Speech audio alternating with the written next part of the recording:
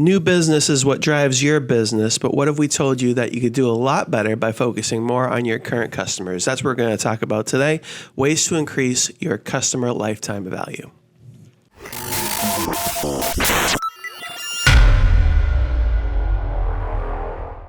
Hi, welcome back to Blunt Force Business. I'm Brian Fauci. And I'm Patrick Marino. And today we are going to talk to you about increasing your lifetime value of your customer. Want me to jump? We're going to go right into our Blunt Force fact. We have one Blunt Force fact. And we're going to today. go with one Blunt Force fact today. Simple is better. We're simplifying. Yep. And our one Blunt Force fact for today is it was right in front of you the whole time. We've talked about this a lot. You used to talk about this more often, where this is a basic fact in business, which is that it is cheaper to maintain. Oh. Yeah, exactly. It is. It is cheaper than keeper. It's cheaper to maintain a customer than it is to find a new customer. So what we want to do is we want to see, and a lot, we probably spend as business owners, if you're talking about the 80-20 rule, I think most businesses that I've been involved with are probably more skewed on the finding new customers. They're spending the 80 on the new and the 20 on the current. Right. Which is probably the wrong way to do it. It not probably. It is the wrong way to do it. So, and I know you're going to give them throughout the course of this video 7 quality points that they can implement right now. So I hope I don't trample on your 7 quality points with this. But the reality is, I think it's important that when we're doing growth and we're like in the middle of growth, that we make sure that we are focusing in the lanes of growing with new customers, but having dedicated time and people and all of that stuff whose sole role is massaging and growing the relationship with the existing customers. And solopreneurs struggle with this. And that's what you're talking about, right? So like small teams can struggle because they're very growth focused. So then they lose sight of the people here and it's very easy to get there. And if you think of it just as a math problem, right? So here's your math, and we'll use some jargon, a little bit of jargon. So you've got your cost of customer acquisition, right? Which is a sunk cost, right? So you've got your cost of customer acquisition, and that is whether you paid for advertising to get the customer, or whether you cold called, right? Whatever that is, that's a cost, right? So your profit margin on that new customer is always going to be smaller. Sometimes it's zero. Sometimes you bring in a customer at break even. Yeah. But you bring in the customer, or sometimes you lose money on a customer if you offer such a steep discount, if you're doing like a free, whatever it is. But you've invested some of that, so now your profit margin is small on that customer.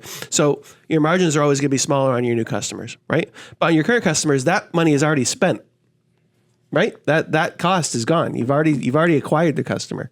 Now you have the customer, so your profit margin is much higher on those. So if you can get more sales and more business out of your current customers, then just by math, you're going to make more money with them than you would with the new customers. Absolutely. And so I want our listeners to get the fact that we can't just pivot solely in one of the directions, but we have to do both. We have to bring new customers, and we have to.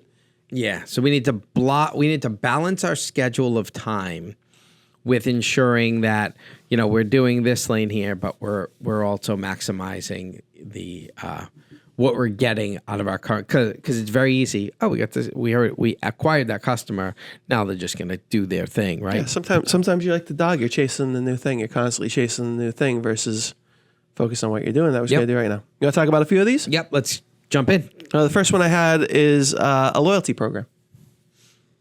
So some sort of points system, especially if you're selling products, some sort of, maybe new customers get the new product first, right? But just for being a part of your family, they get something. By doing more business, they get a reward. And again, the math works, because if you give your current customers a little bit of a discount, or if they get rewards that leads up to more discounts or free products or services or whatever it is that they get, then, again, like, you're not paying for advertising for that. That's all you're losing in that is the discount that you're giving.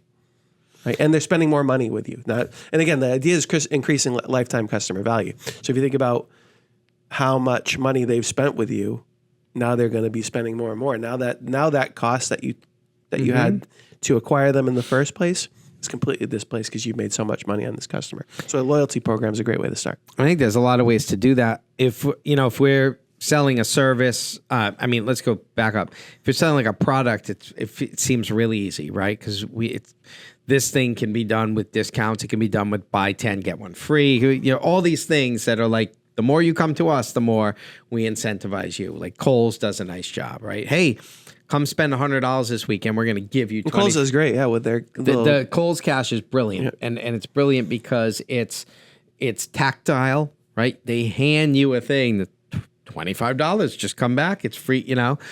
Theirs is very well executed because it's not just digital. They do it in the paper form. It's great. I really like. But for services like we have, it can be a little trickier to figure that out. Like, what is someone really going to care about? One of the things that one of the companies I like does is they do like these special events for their clients who come back all the time, right? So it's a service-based thing, and it's a realtor I'm talking about, and I like this because we don't use realtors. I mean, I have a real estate company, and I still don't use realtors every week, right? Like, you use them intermittently, and so he keeps us engaged by maybe twice a year, 3 times a year. He has these really cool events, and we're always invited. Yep. And so it's like, hey, don't forget about me, right? And I won't forget about you. It's great. I mean, it works fantastic. So. Loyalty program is fantastic. Yeah. Next one. Upsells and cross-sells, right? So I think constantly like, okay, so and this is good for a service. Let's go from a service-based business, right? So I offer, probably my bread and butter is SEO, which we talked about in a couple of previous podcasts, right? What goes along really well with SEO is a website. Right? Because, hey, the current website, it could be challenging to work with it. It could be older, right? It could be difficult to crawl. It could load slow, right? So these could be factors that are hurting your SEO. So all the work I'm doing, in fact, I'm working with that right now where the website is very technically complicated and there's a real barrier to what I can do with it in terms of making it crawlable. I'm working on it, but how much money do they want to sink into my hours making it work? Whereas if I do a new website, right now we're starting from scratch. Now it's got all the bells and whistles built in. Or now that we're acquiring new customers, how about our loyalty? Are we emailing them frequently? Let's start an email list so I can add my services on top, right, of the initial project that they bring in, right, really easily. And now that's, again, I've already acquired them, so now I'm just making more money off of those people. I think I'm stumbling a little bit right now, but the reality is that I think these happen for me sometimes too unplanned. Yep. Right. So, and I don't like stuff like that. I like when I have something very systematic. Yes. So when I feel this happen, and I'm thinking about it because it just happened to me yesterday, where I had a client that we've been selling this product to, and we're in the sales funnel right now. And he made a mention of something. And because he made a mention of something, I'm like, oh, I got this thing over here, right? And so I roped it into the conversation. And the minute I did, I was frustrated. And you know me, you know why I was frustrated. I was frustrated. It's like, shit, like, why don't I have that more systematized? Yep. Where like I'm going through a checklist of checking, because I guarantee you there's a couple other clients in that same funnel that could use that. Yeah. And I wasn't thinking about how to be ready to like jump at it. So cross-sells and upsells, ways of just increasing the amount of money that they're spending. And I think a way of you providing more value to them, because if you're saying, okay, well, look, I can provide this value, but if I do this, then my value increases and it's not that much more for me to do. Especially again, like if we're thinking math problem, right? So it's like my margin on the first sale is going to be smaller.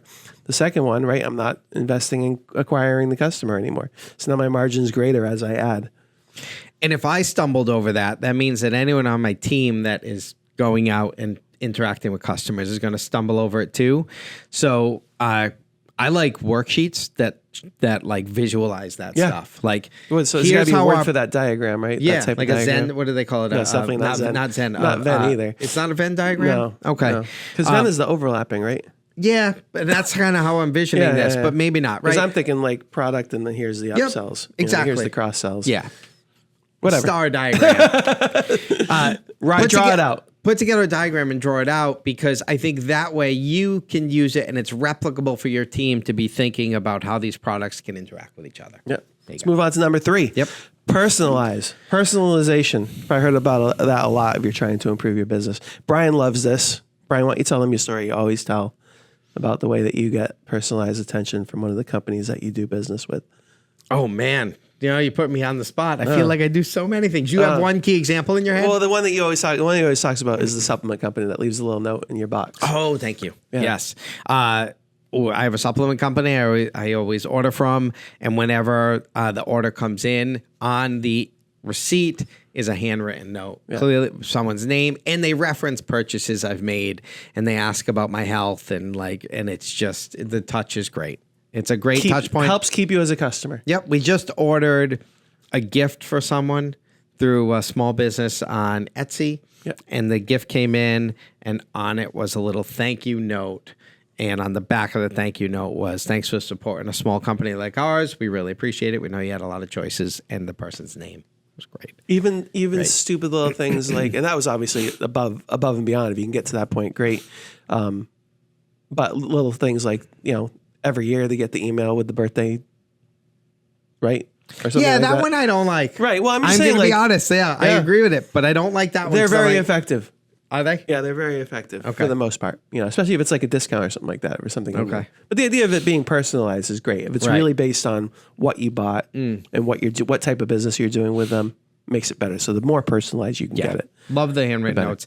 And that supplement company is a big company. So that means that somewhere in that manufacturing line, there literally is someone cranking out. They have a process too. Yes. So they're probably just like, if you've been a customer for X amount of time, and they know exactly what you've ordered. It's right there. Yep. So there must be a trigger saying, the trigger's in there to write Brian a note.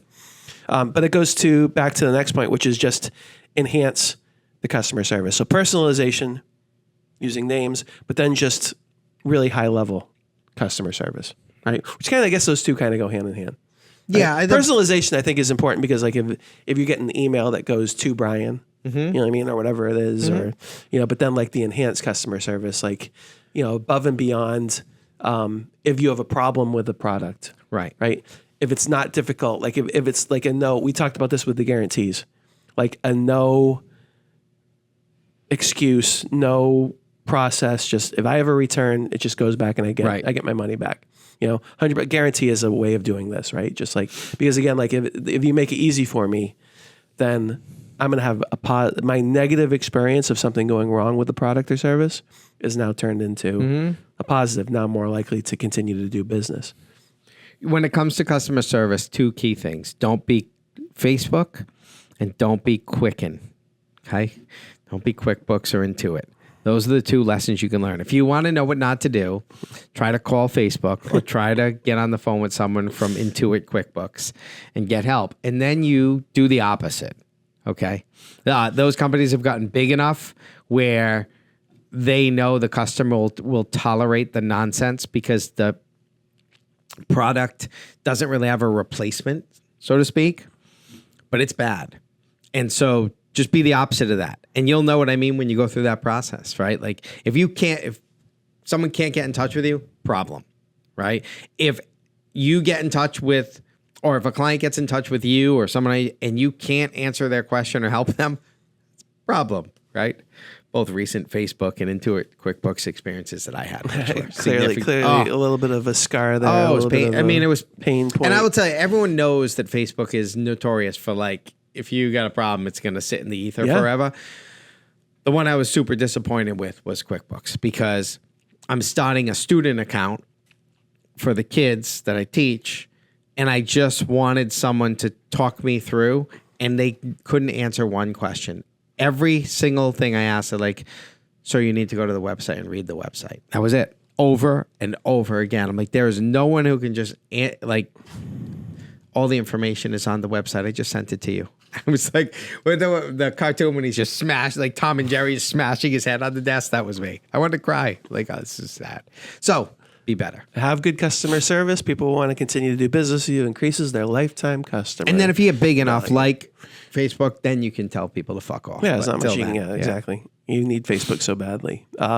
Subscriptions. Next one, subscriptions. I love subscriptions. Great subscriptions. Just go to our subscription video. Yeah, we just did a good one on subscriptions. Yeah, subscriptions, go to the video. Yeah. It's just consistent payments, consistent product ordering, create a subscription that improves your lifetime customer value, but it also improves loyalty and, you just become part of the family. Yep, subscription models are a great way to have touch points repeating with your clients. Number 6, regularly communicating with your customers. I have 2 things that I do on a consistent basis to ensure that I engage with my customers. And they are blocked into my calendar, as you can imagine. Right, Bo?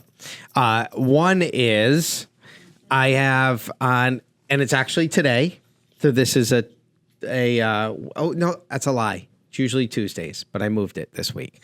I moved the block. But normally on Tuesdays, I have an hour and a half blocked off every morning where I go and I email every client we're working with just a summary of what's going on, right? And sometimes it's like, hey, we got to do, we're waiting on it, blah, blah, blah. But sometimes we're in a point where we're not really waiting on anything from them. We're just kind of letting whatever we're working on kind of happen, but they get a touch point. And then on the following week, on a Thursday, I have the same touch point through a text message I send. So we'll send a text, and they're personalized. And they are not like, it's not like a newsletter. Yeah. Right? Because we do that. Yep. But this is, hey, real quick. So it takes probably about 10, 20 seconds to get either one out. The email's really short. Just checking in, just, letting you know where you are. Maybe it takes a minute to put the email together. The text message, 30 seconds. Yeah.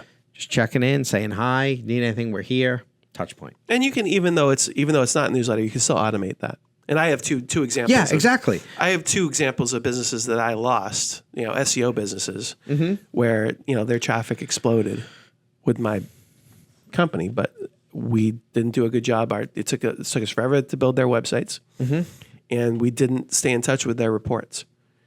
And they went with companies that are doing a way worse job, but who they could get in touch with quicker and who stayed in touch with them better. Yeah. And that was years ago now, but it still hurts. Yep. That all I had to do was just stay in touch with. If I just stayed in touch with them a little bit better, Yep. I would have kept them because I was doing a way better job for them. We'll use reports in those communications, with some of the stuff if we're doing brokerage. Not just reports, just a little check-in. Right. Like you said. Yep. Hey, how's it going? Like, what can we do? Is there anything we could do to help Yeah. improve this? Yep.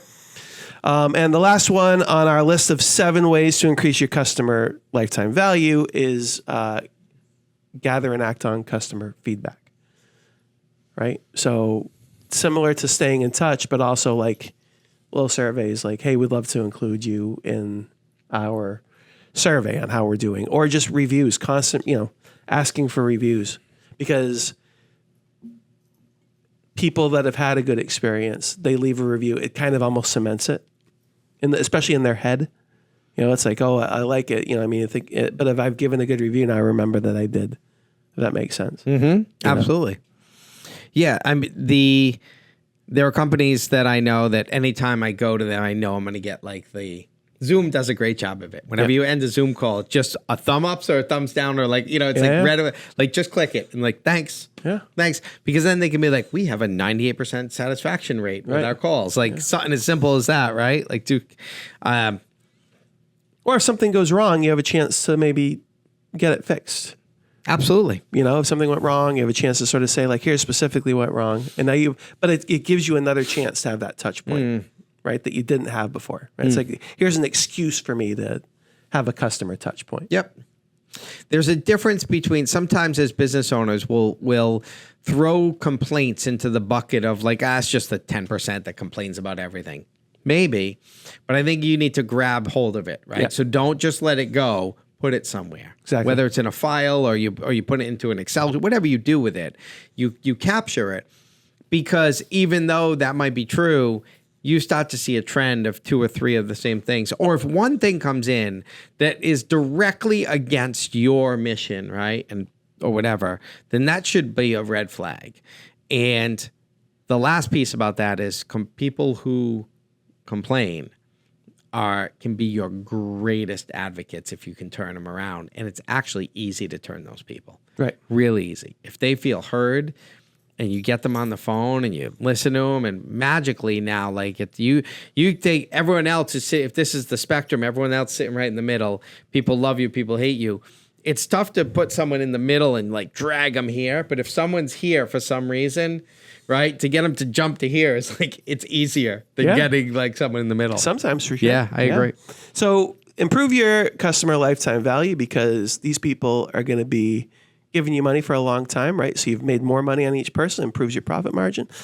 But the other benefit is obviously these people will then tell their friends and family, business associates, that you did a good job, and it becomes part of your customer acquisition as well. New customer acquisition. Absolutely. Blunt force fact. It's been right in front of you the whole time. Yeah. Invest in your current customers as well as trying to get new customers. Good stuff. I'm Brian LaFauci. Patrick Marino. Till next time. Thank you.